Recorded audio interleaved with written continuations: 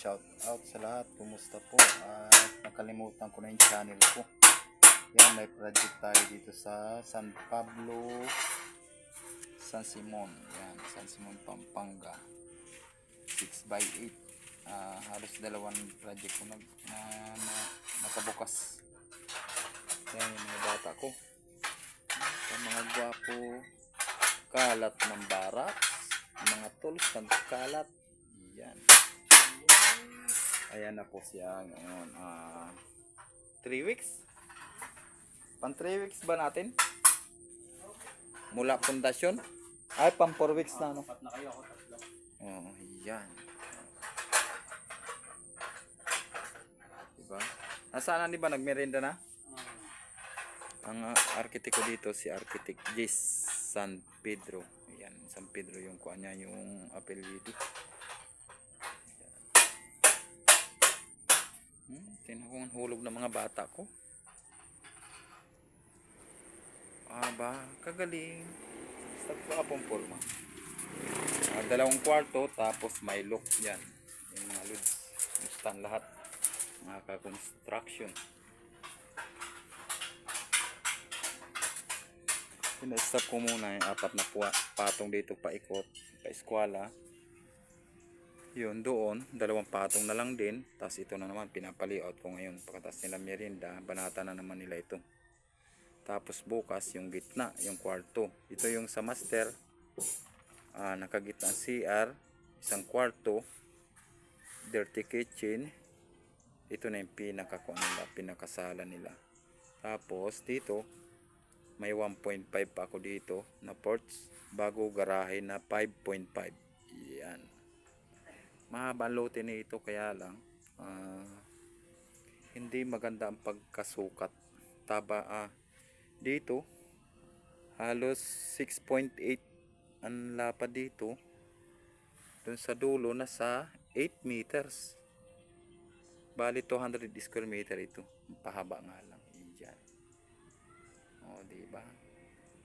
Basta mabait lang tayo, maraming nagtitiwala. Ang may-ari nito, tsaka architect, nasa Maynila. Nauwi lang sila tuwing Sabado. Sweldo, bayad sa hardware. Dahil ako ang nag-guarantor sa hardware. Yan, kung sinong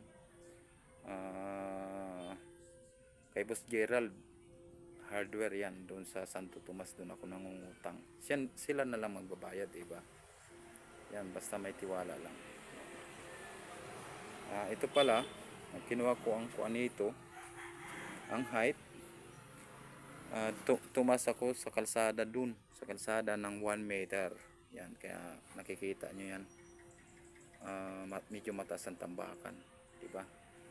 Hindi ko nga lang na-upload ang pag-layout ko nito, basta nakakalimot ako na mag-vlog.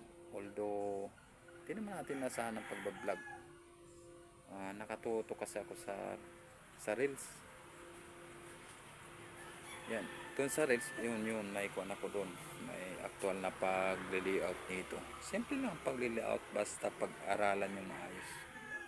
Hindi kayo masyado marunong sa plano, magtanong-tanong, mag-YouTube kayo, dahil maraming vlogger dyan nagtuturo sa plano. Dyan din ako galing. Ayan. Dito naman, bago umalis sila Arky, bago ako ito ni-layout, pagdating nila naka-layout na, nakahukay na, nakabuhos na ng tie beam. Kaya tuwang-tuwa sila. Yan, pagdating naman nila niyan, nakasintada na, baka sa Sabado nga halos mataas ito lahat. Dahil nilalagyan ko yan tag isa-isang tao, bawat isang expand. Yan, medyo mabilis ang trabaho. Diba? I-update ko kayo hanggang sa Sabado kung totoo ba yung sinasabi ko. Yan. Depende na lang sa panahon, kung umulan o walang pasok, ganun, doon natitinggang isang trabaho. Yan. Paki-comment na lang kung may mali ako dyan sa bakal. Bungalow lang ito, bungalow na may loft. Pero ang bakal ko dyan 6 na 16, 4 na 12. Yan, kasi iyan ang nando sa plano Kaya tuwang-tuwa si architect na sabi niya, nakuha ko daw yung kuha niya. Dito siya natuwa sa akin. Yan. Dahil ginagaya ko raw yun sa kumpanya, sabi ko naman, oo naman po, yan talagang standard na paggagawa ng stirrup, di ba?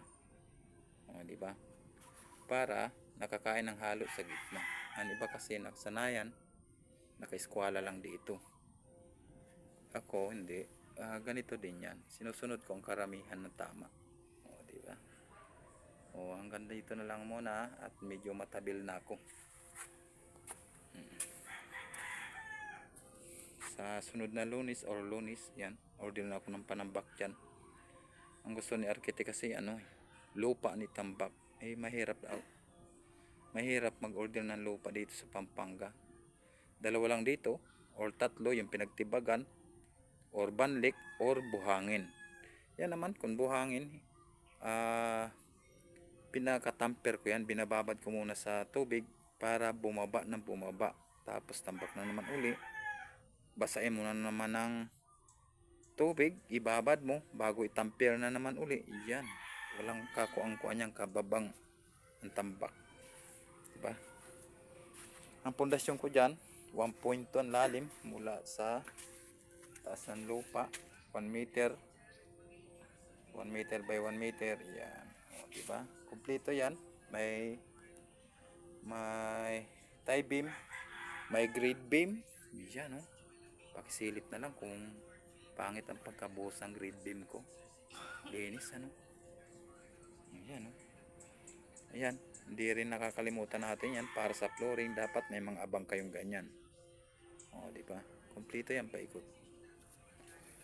Ayan, break time sila, o. Kaya hindi nyo nakikita walang nagtatrabaho. O, dito na lang muna po,